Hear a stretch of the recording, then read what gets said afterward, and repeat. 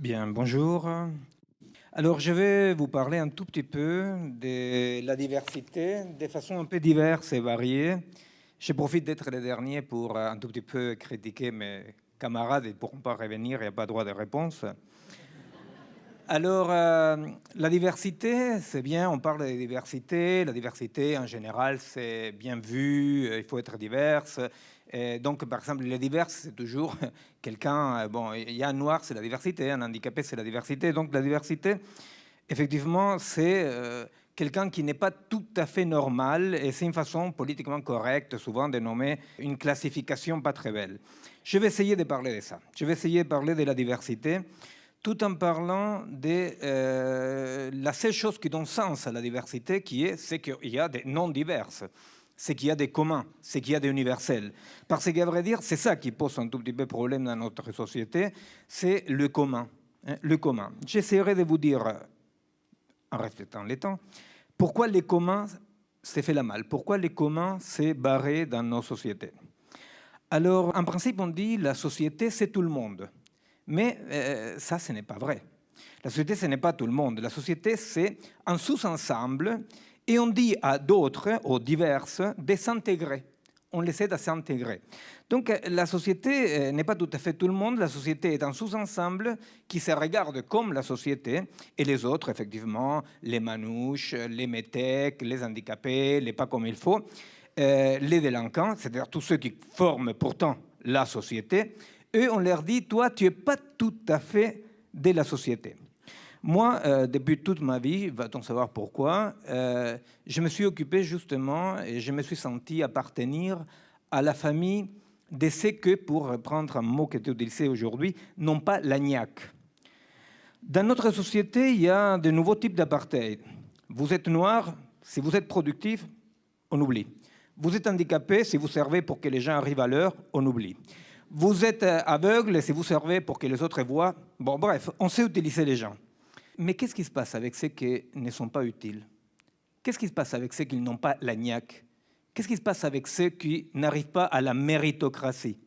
Parce que vous savez, il y a un problème avec les mérites. C'est que si nous méritons la vie assez tranquille que nous avons, si nous croyons que nous méritons ça, les mômes qui aujourd'hui est en train de mourir de faim en Afrique, ils méritent ça aussi, vous voyez. Donc la méritocratie est un mode d'apartheid un peu bizarre. Alors, voyons comment est-ce qu'on peut penser cette histoire de socle commun. Comment est-ce que la société pourrait être quelque chose qu'on partagerait tout? D'où ça vient cette idée-là? Cette idée-là, elle commence avec quelque chose de très bizarre qui n'existait pas avant et qui n'existait pas à côté de l'Occident, qui est l'émergence du concept d'universel. L'universel, l'humanisme. Ça n'existait pas avant. Ça a une histoire avec les mathématiques, avec la logique, je ne vais pas vous embêter avec ça. Je vais vous raconter une histoire de comment émergent les concepts de humanité une par rapport à mon pays, l'Amérique latine. Il s'avère que quand les Espagnols sont venus nous découvrir, vous savez, les Indiens étaient cachés, et ils ont arrivé les Espagnols, ils nous ont découverts. Et après, ils disent, pour ne pas dire découverte, ils disent rencontre entre deux cultures. Bon, sauf qu'une culture allait en poids lourd, l'autre en mobilette, vous voyez. Et donc, quand ils sont venus nous découvrir, nous éduquer, bon, ça a commencé un génocide qui dure encore aujourd'hui, des Indiens. Il y a eu un père, Fray Bartolomé de las Casas, qui a écrit un bouquin qui s'appelle Chronique de la destruction des Andes. N'est-ce pas? Carrément, Chronique de la destruction. Et il avait une idée très bizarre, ces mecs-là. Il disait, les Indiens sont des humains. On ne peut pas faire comme ça. Et les Vatican, toujours comme ça, un temps en avance par rapport à l'époque, disait, ce sont des animaux. Et à l'époque, je vous rappelle quand même que les femmes non plus n'avaient pas d'âme, n'est-ce pas? C'est-à-dire, bon, voilà. Alors donc, les Indiens n'étaient pas des hommes parce qu'il n'y avait pas d'âme. Et Fray Bartolomé dit, si, ils ont une âme, je l'ai vu, bon, très bien.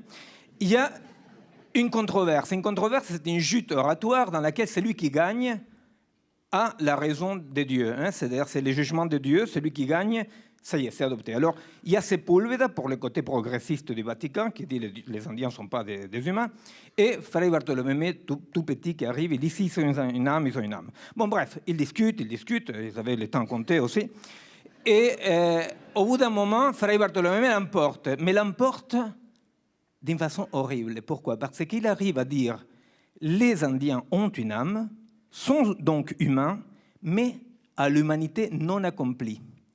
Donc la naissance théorique de l'humanisme, du socle commun, commence d'emblée déjà avec ceux qui sont plus humains que les autres.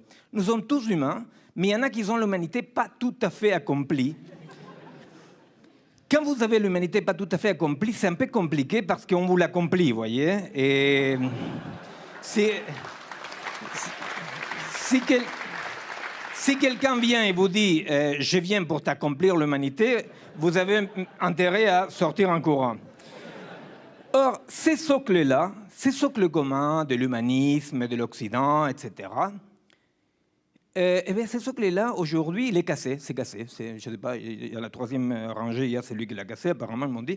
Il y a quelqu'un qui a cassé. C'est cassé. Ce socle-là, il est cassé. C'est-à-dire, c'est la postmodernité, effectivement, les socles communs, l'universel, etc. Bon, on a parlé aujourd'hui, il y a eu un jeune philosophe qui a très bien parlé du relativisme et de l'universel. Tout à coup, c'est cassé. Tout à coup, on voit apparaître des divergences, des diversités, des différences partout. Et les autres, ceux qui avaient l'humanité non accomplie, commencent à nous renvoyer, ou à vous renvoyer, un miroir pas très agréable. Ce miroir-là existait déjà à l'époque. Il s'est passé en Argentine. À l'époque de la création des États-nations, un groupe de jeunes femmes et jeunes hommes progressistes sont partis de Buenos Aires pour alphabétiser les gauchos et les Indiens. Et les gauchos et les Indiens disaient quelque chose de très particulier et très difficile à comprendre pour ceux qui venaient accomplir leur humanité au nom du bien. Hein. Les jeunes gens disaient « on va t'alphabétiser parce que comme ça, les patrons, les puissants ne pourront pas te posséder ». Et qu'est-ce qu'ils répondaient ces gauchos et indiens? Ils disaient « non, non, non, si tu m'alphabétises, là, ils vont me posséder ». Alors, ils ne comprenaient pas. On a resté très longtemps sans comprendre jusqu'à votre compatriote Michel Foucault a donné l'explication. Les Indiens et les gauchos étaient Foucauldiens avant Foucault. Ça veut dire quoi? Foucault a dit il y a un rapport d'intimité, promiscuité entre les savoirs et les pouvoirs. Et si tu acquiers les savoirs du maître, sans te rendre compte, tu t'avales la structure de pouvoir. C'est ce qu'on appelle le néocolonialisme. C'est-à-dire, on vire les colons, mais comme on a été formé dans la métropole, avec les savoirs du colon, eh bien, on reproduit la structure de pouvoir du colon. Eh bien, cette homogénéisation du monde forcée, cet homme occidental qui était à l'humanité accomplie, aujourd'hui, effectivement, fait de l'eau de tous les côtés. On les regarde de côté, on les dit ton humanisme, c'était l'anthropocentrisme, comme on disait tout à l'heure, ton humanisme, c'était du colonialisme, et tout à coup, on ne sait plus du tout comment faire société. On ne sait plus du tout qu'est-ce qui peut faire commun. Alors, donc, il émerge au moins 3 réactions. Une, c'est l'individualisme. Chacun sa vérité. Ah, chacun sa vérité. Bon, le jeune philosophe a déjà parlé de ça. Effectivement, chacun sa vérité. Ça veut dire, par exemple, moi, je pense que je me balance du 2e étage d'un immeuble et, et ça ne me fait rien, c'est ma vérité. Bon, il faut essayer. Oh, merde. Bon, il ne peut plus se rendre compte que ce n'était pas vrai. Et ça, c'est la première réaction. C'est la réaction, quand même, que dans un pays où a vécu, il y a très longtemps, Astérix, est très forte. Hein. Après, vous cherchez quel est le pays. C'est l'individualisme total, le narcissisme. Je suis le fils de ma maman, et comme je suis le hijo de mi maman, moi j'ai raison. Alors l'individualisme, c'est chacun sa vérité, patatin patatan, dans lequel tout le monde cherche à être original. Comme tout le monde est original, effectivement, ça sort une sorte de massification totale dans laquelle ils sont tous originellement pareils. La deuxième réaction, c'est celle dont les jeunes collègues ont parlé tout à l'heure, le relativisme culturel. Chacun sa vérité. Chacun sa vérité des peuples. Hein. Les cultures sont différentes. Alors, par exemple, quand un ancien président de la France est allé dans un pays où on viole les droits de l'homme, a dit « Non, on ne peut pas dire qu'ils violent les droits de l'homme, c'est leur culture. » C'est-à-dire que quand on torture un Français, c'est une violation des droits de l'homme. Quand on torture un Chinois, un Tunisien, il y a un effet culturel qu'il faut respecter. Alors, moi, personnellement, quand je faisais la résistance contre les militaires, ils m'ont torturé, etc., ça m'a fait moins mal qu'à vous, voyez, par exemple, parce que dans ma culture, quand même, la gégène était... Alors, les relativismes, passons vite, les relativismes, c'est effectivement le néo-racisme, et le plus con de tout dans le relativisme, c'est que dire tout est relatif est une phrase absolue. Donc, effectivement, il y a un problème, vous voyez.